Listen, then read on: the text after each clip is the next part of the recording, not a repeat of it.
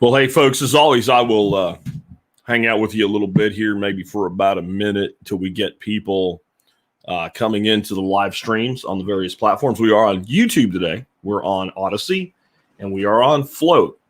I will see your comments in close to real time on YouTube. I will have to glance to the other screen to catch them on Float and on Odyssey, but I will be able to see them. And I, as always, when I get done recording the part that goes for the Miyagi Mornings episode for the recap podcast, I will hang out for a little while with you and answer questions. There may be some real questions today.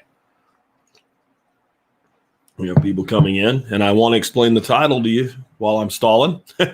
When I say you haven't seen Civil Unrest yet, I think most of you are probably switched on enough to know what I mean by that. I mean by, yeah, there's been civil unrest, but it ain't like what might be coming. And I want to be clear. Today I'm talking about things that could happen, not necessarily things that are going to happen, but I'm becoming more and more concerned about, well, dry tinder theory, and a different one than has been used to explain some of the places hit pretty hard by the COVIDs. Anyway, with that, let's go ahead and get ready to get into this. And remember, if you have any questions or anything like that, for me, the best way to put them into the feed is to do so in all caps, though I'll just tell you right now that if we want to have, back and forth conversation, that's easier to do, and we'll have time for it when I get done with the body of the episode today. Well, hi there, folks. Welcome to Miyagi Mornings, episode 139, and I do not have a happy topic today, so I don't know why I'm so excited about it or in such a good mood. And I guess it's because, well, you know what? No matter how bad things can be, I think attitude is a huge part of getting through them. I want to talk to you about civil unrest today, and in a way that I really haven't talked about it before. And I also want to talk about a song that I played on Thursday's podcast last week at the end of it from Aaron Lewis called Am I the Only One? And just polling the people that are in the live feed, if you have heard that song and it speaks to you in any way, type yes in the comment stream for me so I can see that I've got some engagement on that, because I think many of you really did enjoy that song and felt the feeling in it. We'll come back to it as I talk more about what's going on here. There's a lot of stupidity, and I mean a tremendous pile of stupidity going on in the world today, coming to us from the government level. And it's very concerning. Many of you are probably aware that there's currently a purge going on of military leadership. We literally have kind of the senior NCOs and the field level, like in the Army, you're talking like majors, lieutenant colonels, full colonels, and even like at the brigadier general level being pushed out under this banner that we need to fight extremism. And there's been a lot about that. You've got foreign threats like Russia and China's advancements in military technology coming out. And we hear from the potato salad in chief, and his response is, we now have maternity flight suits for women because, yeah, that. And all of this is concerning. We see the lopsidedness of the press. We see corporate wokeism. I'll tell you something that concerns me more than that, though, because it's what enables that. So a lot of times when we start talking about alternative medicine, which I think is actually just medicine, we're very correct in saying the problem with modern medicine or allopathic medicine is that we treat symptoms rather than root causes. So a person has a headache, we give them an aspirin or a Motrin or a Tylenol. Well, there's one thing we know about a headache. A headache is not a deficiency in aspirin. Nobody has an aspirin deficiency. Nobody has a Tylenol deficiency. Nobody has a Motrin deficiency. Our body has absolutely no biochemical need of any of those substances. They are anti-inflammatories and they are pain relievers, so they do have an effect. But if we wanted to treat the problem, we need to look to the underlying cause. Well, the underlying cause of the government not doing this, but being able to get away with it, is the people. A huge portion of the people. And, I've often talked about, putting away childish things when you become a man. And this idea that we're the majority of people needs to be put away. or that the people that are batshit crazy are not large in number also needs to be put away. And yesterday I did a podcast about ancient civilizations. And in talking about ancient civilizations, I used a term that apparently triggers people. And for all the stupid triggers out there, I didn't know this was one, but it is. I referred to taking care of animals as livestock as, trigger warning coming up, animal husbandry. And this person was deeply offended by my misogyny. This is misogyny, right? Because in Roman times, apparently, men owned their wives. I would say this actually stems from a deep ignorance of Roman history, by the way. I'm just saying. But even if it were true, so what? You're offended by the root of a word in a foreign language that is now dead and nobody even speaks. You had to dig that far back in history to be offended by a word, and you are. This is more concerning because what it leads you to only be able to conclude is a tremendous portion of our society has denounced all reason. They have denounced every bit of reason and logic. This is why we have people doing shit like actually with a straight face telling you that it makes sense for a failed male athlete to be able to grow out his hair, maybe take some hormones so he gets a little bit of man boobs, claim to be a woman, and compete against females.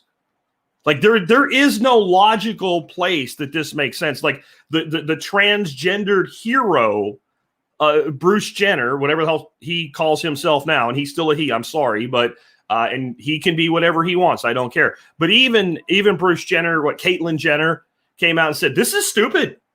Like, this is a guy that won the decathlon as an Olympic athlete. He's like, this is stupid. And of course, they immediately turned on him. But it's the segment that actually will look you with a straight face and tell you this. This is inherently dangerous. And then you have a government that has consistently, while being complete and total scum. Remember, I hate all government. I hate everything about the state. So if I say one group within government is less bad than another, that's not advocacy for government for those of you that are anarchists, but you're also slow students, right? That's a fundamental look. That's looking at a landscape and going, these people are more dangerous to my way of life than these people. That's just a threat analysis. If you can't understand that, that's not my problem. I'm not even going to try to help you with that. But we've had this kind of left-right false dichotomy. But what we've had up until very recent times is the right has pointed all of their people at the complete apeshit, batshit crazy people on the left and made out the entire left to be those batshit crazy people. Conversely, the left has pointed to the complete apeshit, batshit crazy people on the right. And you guys on the right, you have them too. They have different neuroses. They have different levels of insanity. They have different ways that they want to control others, and pointed at them and made them out to be the whole right. And this has been used to divide us and to keep us from talking to each other and finding common ground. What's happened in the past couple of years, and this is where it gets dangerous at the governmental level, is the mainstream left has largely embraced their batshit crazy wing. Now, you just might think, oh, they're showing their true colors and what have you.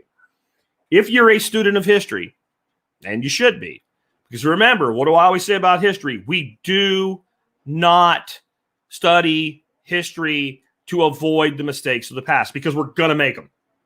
We study history because the mistakes of the past will happen again, and we study history so we can recognize them, and individually and collectively, the people that have some sanity and awareness, be prepared for those things to come back. And historically, when it doesn't matter if it's a left or right in the modern way they teach the political spectrum, which, by the way, is a lie, but I can't get into today. When either side embraces its batshit crazy wing, it's usually a head fake. Okay? It's a head fake. It's not real. All these people that knew this is freaking nuts didn't all of a sudden decide it makes sense. They've realized there's enough batshit crazies now that we can move the mob with a slight motion so that resembles the sea and gives us great pleasure as we take over. Most of the batshit crazy that's been embraced by those in power in history, once they get full power, it's not the opposition that they completely wipe out. They wipe out their own batshit crazies first because they've all put their hands up and they know who they are. This is what's happened in revolution after revolution after revolution throughout history. The first people that the regime that completely seizes all power and goes maniacal, crushes, puts in internment camps, or outright kills are the people that help them get in power. Then they go after the other side, and hopefully they've done enough crushing of their own that the other side cowers in fear and lets them. And this is another thing you have to understand about regimes seizing this type of control, so that we can get into discussion of how this all looks if shit goes sideways hard. They don't want to kill everybody. All of this new world fanatical nonsense about they're going to like wipe out everybody and take us down to 500,000 people or whatever nonsense people come up with defies looking at history. Governments look at you just like you learned in the Matrix. I don't have a battery, but let's pretend this little fish filter here that I'm using for the video is a battery. You're a battery like in the Matrix. And if you get rid of all the batteries, you have no power. If you have no one to rule over, what's the point of ruling? So what they do is they kill, imprison, torture, etc., berate, beat down enough to get the masses in line. If they wanted to just kill everybody, they wouldn't build walls around their own country to keep people in. Think about that the next time you think about a wall. But where are we in this huge movement that is absolutely going on in our society? We're in what I call a dry tinder phase. Now, during the pandemic, they would say that certain nations maybe took it really hard because you notice it's all the old people that died and they had like really mild flu and cold seasons for a couple of years. And then when we got the COVIDs, that those people were ripe to be taken by a new variant of any sort of respiratory illness. Valid theory. But that's dry tinder. That's dry tinder. And that comes from the concept of if you don't clear out and manage a forest, when there is a fire, and there will be a fire, right? There will be a fire. If you don't clear the dry tinder, you get a forest destroying fire rather than a forest renewing fire. And California hasn't figured this out yet. They can't manage their forest. That's why they have the disasters that they have every year. And they get forest fires that completely destroy forests because they won't manage them properly. And then they get mudslides. So you get a cascading effect of disaster. Keep that in mind. We now have a situation where the left, and I mean the batshit crazy left, actually believe they're 100% right. And the right actually believes it's 100% right. And this is by design. It's also a very dangerous game. It's an exceedingly dangerous game. We are now at a point where you have this pile of debris that could start a massive fire. And instead of clearing it out, everybody is cutting all the dead wood off of their trees, raking up all their leaves, and they're bringing it to a central location and going, gee, I hope nothing bad happens. And the mound gets giant, like a garbage pile in Idiocracy, where it's like Mount Crumpet from freaking The Grinch Who Stole Christmas. And pieces of it are falling down and landing all within the streets of the cities and towns that the people building up the tinder live in. And it takes this. One guy going flick of a cigarette into the pile, and a little smolder starts. It doesn't look so bad. But if it's not immediately stomped out, once it goes, there's no stopping it. And the actual burning of cities, the rampaging, the smashing of cars, the tearing down of buildings, the beating of people, all that shit y'all saw last summer is going to be a day in freaking Disneyland if this thing kicks off. Because people are pissed. They are angry. And whether they're right or wrong, they have a feeling that their anger is righteous. And when you have righteous anger and you become, whether you realize you're becoming it or not, part of a mob, and something kicks off, people that would not otherwise act all of a sudden will. Some will do so because, well, they're cowards and they don't want to be shot or beaten or thrown in jail, but now they think they can get away with it because they're part of a mob. There's a whole other group of people. They would never do it in the first place, even if they could get away with it. But when the anger reaches an ignition point, poof. And that's when the people who just want to be left alone have had enough. And I don't say that with the pride that so many of you seem to conjure up. And that's a defense mechanism. I say that with a looming dread. I actually believe that the crap that went on January 6th was a joke. It was a joke. But they made it out to be like we have literally the president of the United States calling some basic vandalism and trespassing worse than 9/11. Our darkest day in America. Now you have to think about what this is doing to the average person that knows that's bullshit. Their voice has been taken away. They cannot be heard. And when they do try to be heard on all the ways that they know to be heard, because they're not smart enough to stop using platforms that don't appreciate them, and they keep enriching people who hate them, it doesn't matter that they're making a bad decision. They're talking in the microphone and they're hearing absolutely nothing. They're being silenced yet again. And everything that they know to be true is being grabbed onto a media who's part of this and made out to be a lie. And everything they know to be a lie is being made out to be true. And even when it is true, and even when everybody knows it's true, it's hidden. If you have seething anger over some of the things that I'm saying right now, throw a yes in the comment stream just to see. You know? If there is a seething anger in you, if this resonates with you, if you feel this way, not that you're going to do anything, but if you feel this way, and then realize something. The people that listen to me, they're not batshit crazies. Batshit crazies show up and then they leave, even if they think they're on our side, right? Because they're like, he's not one of us. He's logical and reasonable and rational, and he doesn't, pander and bullshit, so they haul ass and they run away. So I don't have irrational people here. I have calm, level-headed people who don't want this shit, and yet you feel this way. So how do you think the batshit crazies on your side feel? Because they're actually freaking right for a change. And then they add their level of nonsense and innuendo and stupidity. I saw a thing yesterday. The UN is in Utah, man. It's some chick getting in some UN security officer's face. And I'm like, maybe I should look this up before I start spreading bullshit. Turns out it's from 2019. It was a UN conference that everybody knew about. But now the UN is in Salt Lake City vaccinating Mormons or some shit is how they were making it out.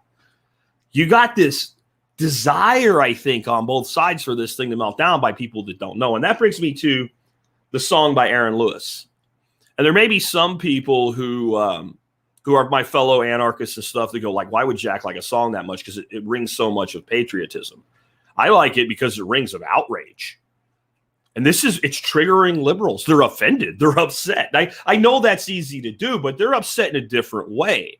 And I want you to understand why, because in this case, music shows us the truth of the pile of dry tinder. Aaron Lewis is a different kind of musician. One of his first big country hits was a song called Granddaddy's Gun. That song had been recorded previously by a guy named Rhett Atkins and a much more famous country music artist, Blake Shelton. Both of them are good artists. The song is meh when they sing it. You don't believe it. You don't believe it. If you listen to Aaron Lewis's version of that song and you've never heard it before, you think that's Aaron Lewis's Granddaddy's Gun, and that gun is really hanging over his mantle. He sells it. He doesn't sell it because he's fake. He sells it because he's passionate. He sells it because, and I mean this in the best way, he is a singer and an actor at the same time. He can actually convey the emotion. Am I the Only One is a song he wrote. He really does feel that way, but guess what? So do tens of millions of others They don't hate the song for its words. They hate the song for its truth, its passion, and its meaning, and the very fact that it scares the absolute living fuck out of them.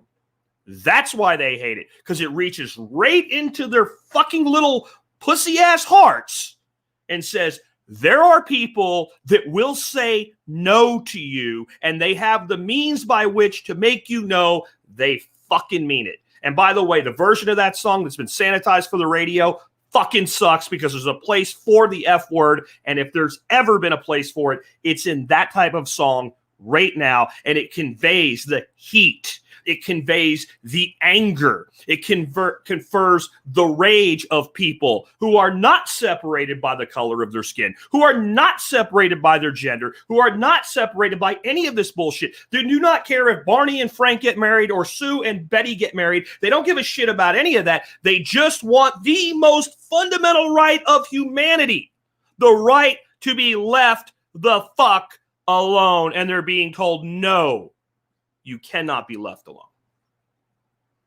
And on the other side, you have these people that actually think they're right, and they actually think they're defending the rights of minorities while they burn down minority-owned businesses, while they destroy the livelihood of the people they claim to want to defend and protect. So it is very clear that they do not mean the shit that they say.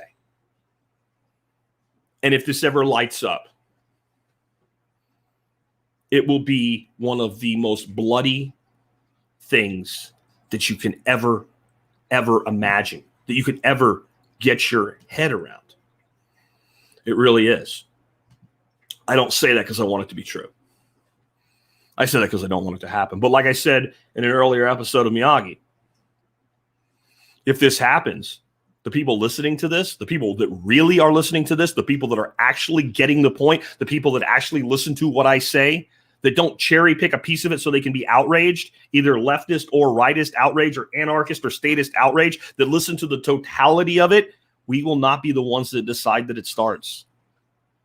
We will be caught in the middle. And we need to be prepared for that the way you prepare for a storm. But a storm that can think and move and act to a degree. Because mobs don't actually think.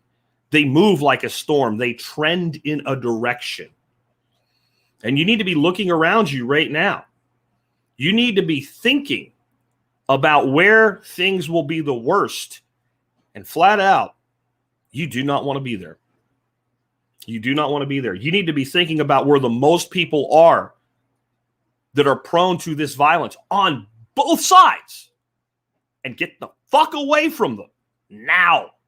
You need to partner up with people who are ready to defend but do not wish to instigate.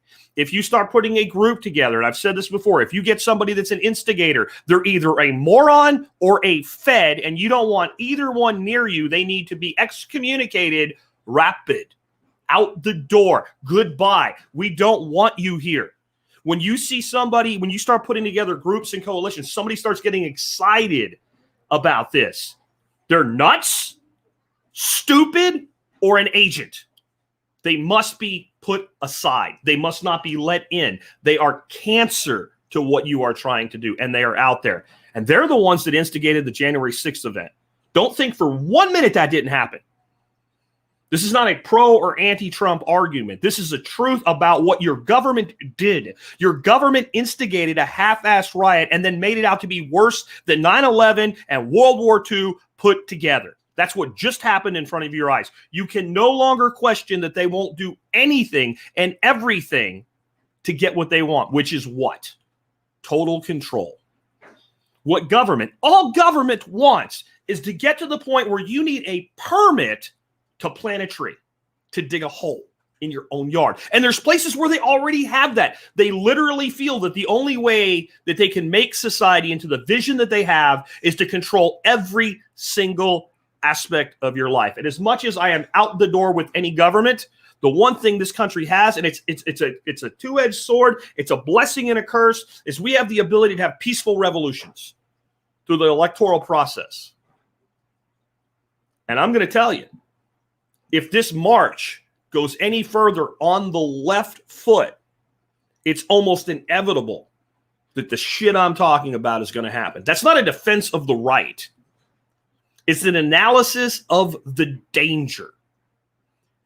And I say this to any of you that maybe have had the ability to have an open enough mind to listen this long, that are on the left side of this dichotomy, that think it's okay to have, transgendered men wrestling females, etc., and all that stupidity, all the dumbness that goes with it. They'll take you out first. They are not on your side. And the reason you're triggered by shit like Aaron Lewis's song is it touches you. And that place it touches you is in the last little bit inside of you that's willing to accept reality. Listen to it. Stop this nonsense.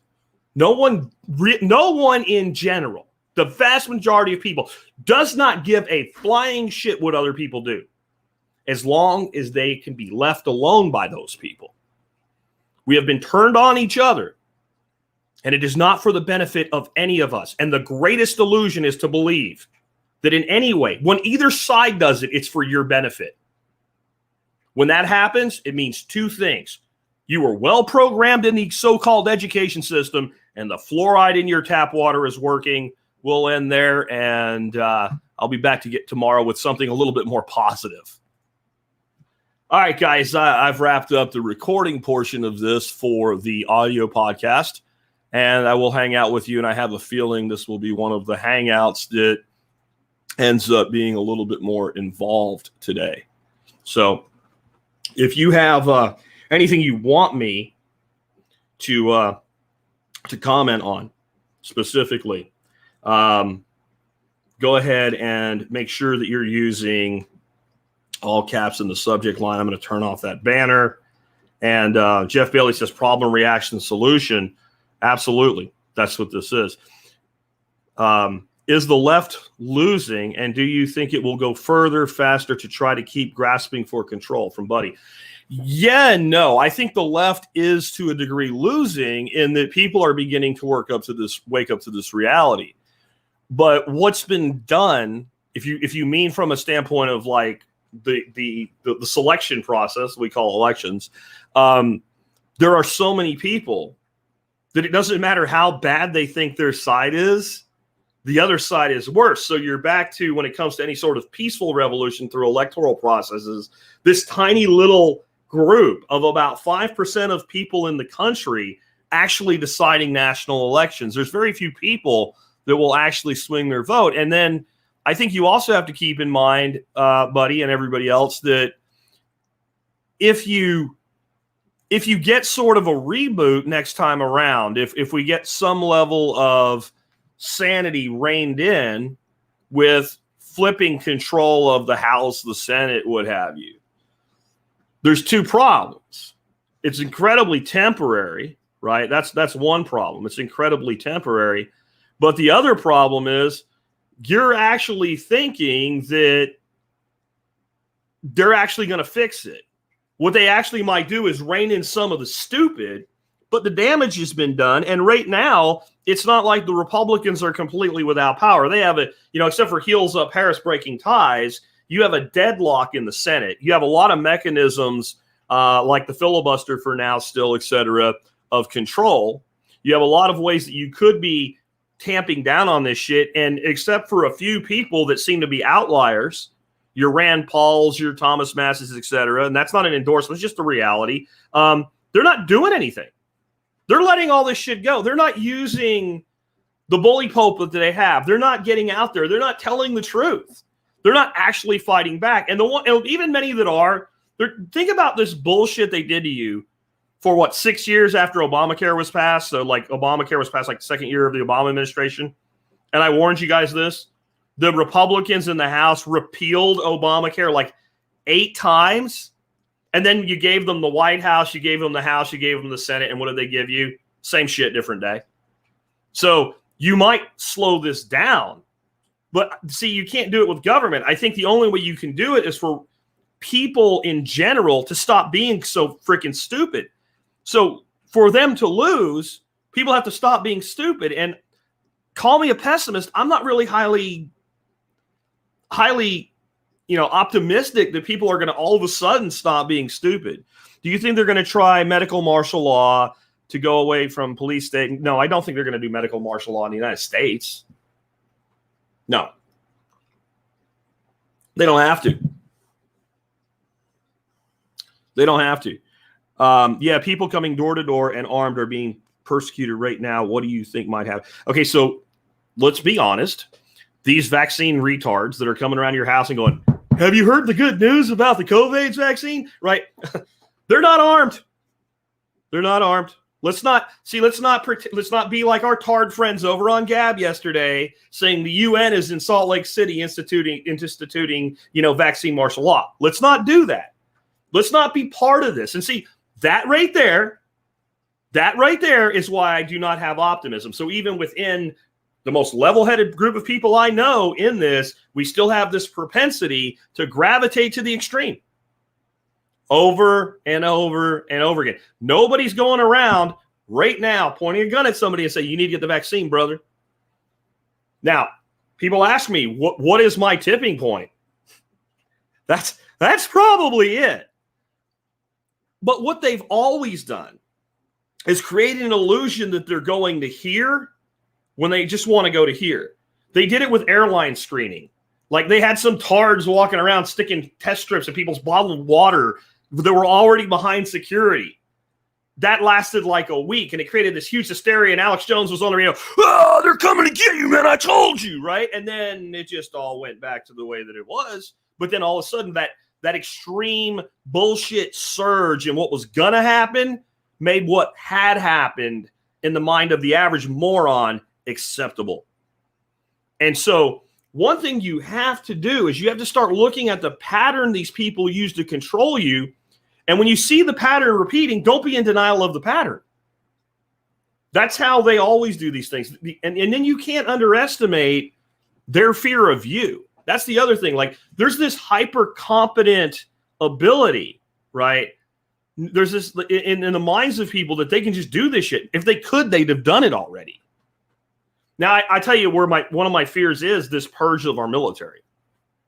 And of course, we're like, the Russians and the Chinese are going to get no, because you don't have to have a military that's really good for some guy to go click, right? Like these countries do not want war with each other. Russia, China, the United States, they do not want war with each other because they're all highly aware of what it means. Now, my concern with the purge is that if you take all the people who actually fucking meant it when they said, I swear to uphold and defend the Constitution of the United States, so help me God, against all enemies, both foreign and domestic, if you purge those people who knew what they were saying when they said it and meant it when they said it and they still meant it, now you have an apparatus that even though it might be woke, is highly armed and can be turned against the American people.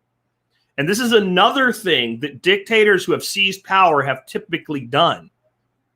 They have purged the military of leadership. And this is something I meant to get into my main talk for recording, and I didn't. And you can see this in a corporate acquisition. It's always good to understand the big by looking at a scaled down version of it. And when we do experiments in science, we always, if possible, do a scale model experiment before we scale up, right? So that's what I'm doing here for you. So I've been part of two types of corporate acquisitions. The complete eating of one corporation by another, where the corporation buying anybody they keep. I was part of like a group of 12 out of like 700 that survived the acquisition.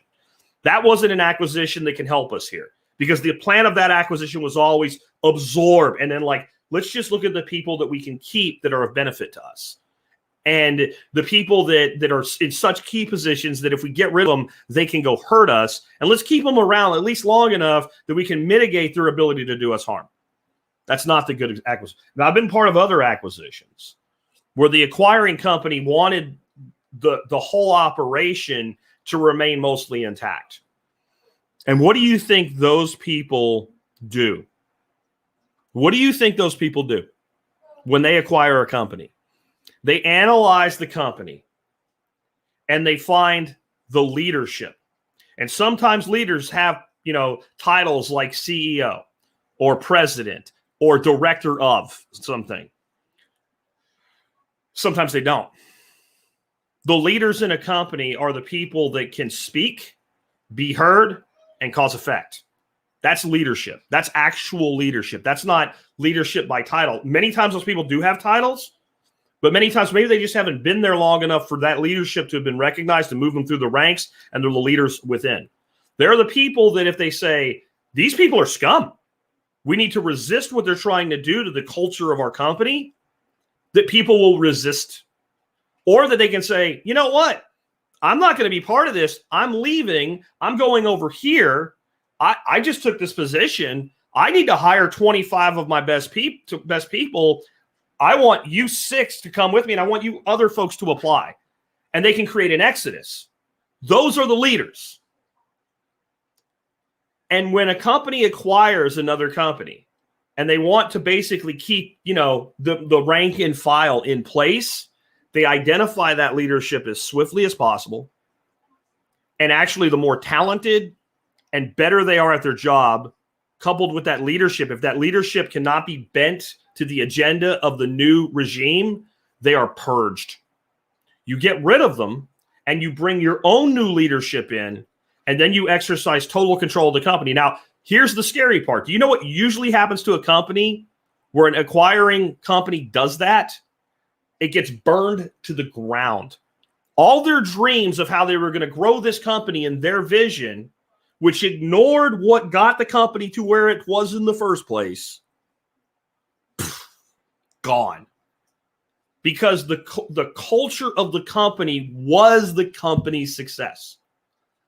Now take that to America. This is why you hang out after we finish the main part of the talk, right? Take that to America.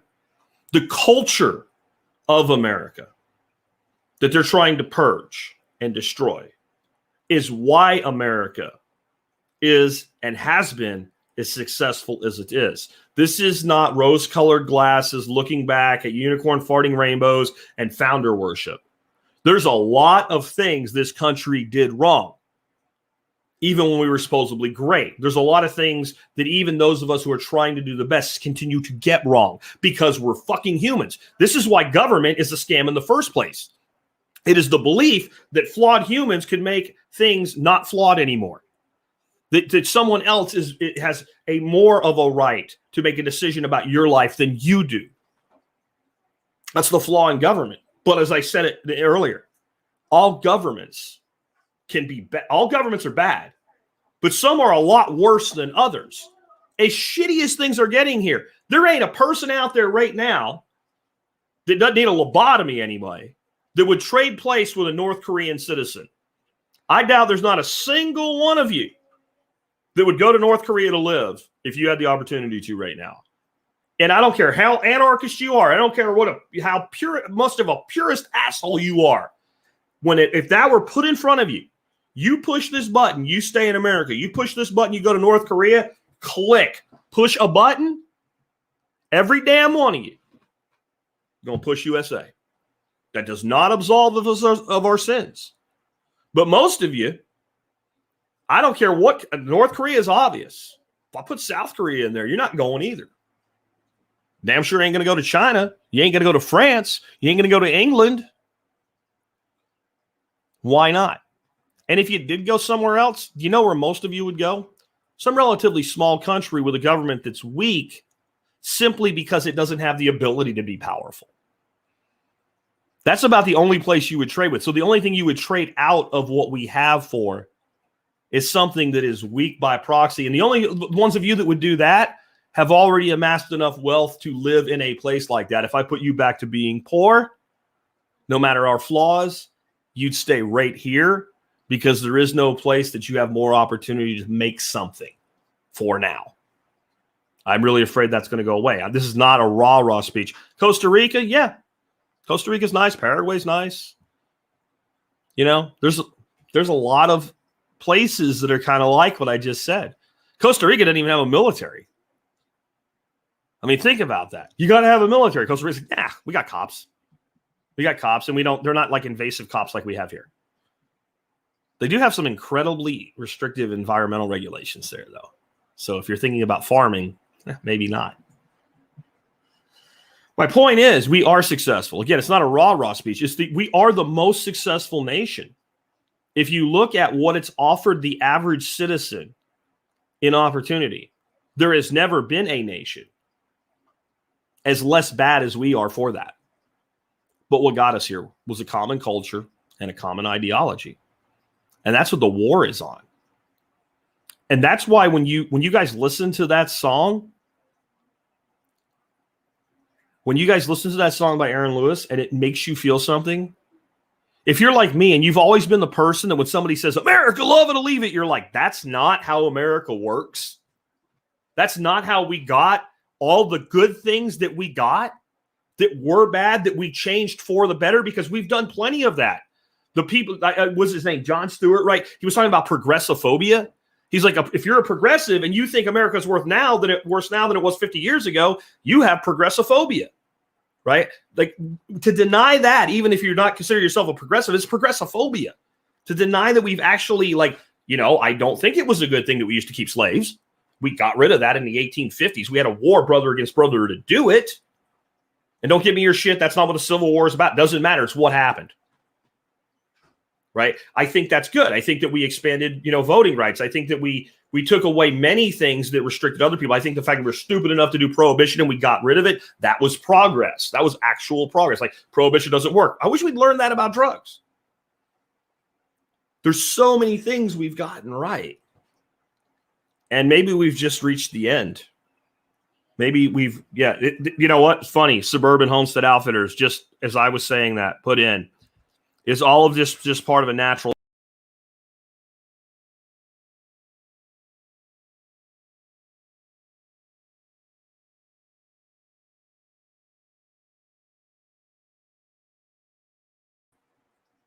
I don't know what happened there, guys.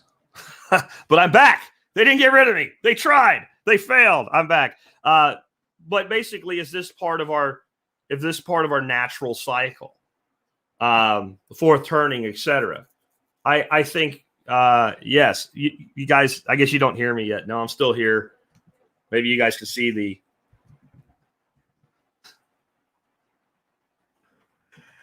Yeah, I'm back. Yeah, they tried to get rid of me. No, it ain't happening. But yeah, I was answering a question when that glitch happened. Is this our natural cycle? Is this just what happens? It may be. I talked yesterday on the podcast about ancient societies. And I explained how there's like all this archaeological evidence for these great civilizations that existed in North America. And sometimes we can look and say, well, there was a drought. And since these people were agricultural at this point, the drought collapsed their civilization. Or we can see evidence of lots of defensive positions and violent deaths. So we can say a warring faction came in and overran them and collapsed their civilization. And maybe it was sort of like Mongol horde type thing on miniature here in North America, where the barbarians came to the gates and tore them down. And by being more nimble and more aggressive and more violent, they were able to win. We can see that. That happened. But we can also look at civilizations that built, like the one I talked about yesterday, lasted 1,000 years. There's no evidence of environmental catastrophe. There's no evidence that someone came and took them out. There's no evidence of pestilence or disease. It just it started, it grew, it reached a high point, it began to fall off, and we can actually see in the archaeological record the population go into decline and then just go away. And there's all this great infrastructure that was left, and the people just abandon it and walk away. So is it the case that civilizations in general rise and fall, even if they're not attacked or destroyed with a cosmic event? Or possibly. I think the evidence is overwhelming that it does happen over and over. Does that mean it's inevitable? I don't know. I mean, just totally outside of the whole box. Mark Shepard famously points out in all of his presentations about regenerative agriculture, every civilization that has ever been built upon annual agriculture collapsed. Now, he's even talking like the cultural level. So people say, well, every civilization has collapsed. I don't know. We have indigenous hunter-gatherer civilizations that are 10,000 years old right now. And the only thing that's ever been a true threat to their existence is us. Their way of life, if left alone, can continue almost indefinitely. So, I mean, another problem we have is we've destroyed the most fertile land on the planet in our farmland. I mean, that's a different problem, probably something to talk about a different day. But when you start looking at America's problems, it's not just batshit crazy liberals. It's not just our government. It's what we've done to our single greatest resource with which we can feed our people. It's what we've done with our capacity to build things by exporting building things. Like the layers of problems on top of this nation right now are unbelievable. And I would submit this to you. I don't care how badass our military is. If the other great powers were not separated by us from us with two great oceans, we'd have been taken over long ago. The path we walk, the fact that we have nuclear weapons and the largest blue water navy that's ever existed on the history of the planet are the only reason we still exist. We are ripe to be taken over, but we are militarily too strong to do it based on not just military power, but geographic isolation from anybody with anything close to what's necessary to do it. So what they figured out, agitate, corrupt, and buy. That's how they're taking over America right now. That's exactly what they're doing, guys. They're buying America. If you can't buy the land, buy the politician. If you can't buy the politician, buy the corporation. What's left? If you can buy the corporations that run America, and we know we're more run by corporations than politicians, and you can still buy the politicians, and you can buy regulation, and you can buy, and then that's one of the things we do that I think is really stupid. We let foreign people buy land in America beyond like a house that they're going to live in. Most nations, I don't know if you know this, most nations don't do this. If you go to Mexico and you want to buy like 1,000 acres, they'll give you a lease on it for 99 years. But eventually that land will go back to that nation so that foreign influence can't come in and buy up the country itself. So it doesn't really affect you and your ability if you wanted to have a farm in Mexico, if you can get everything else done.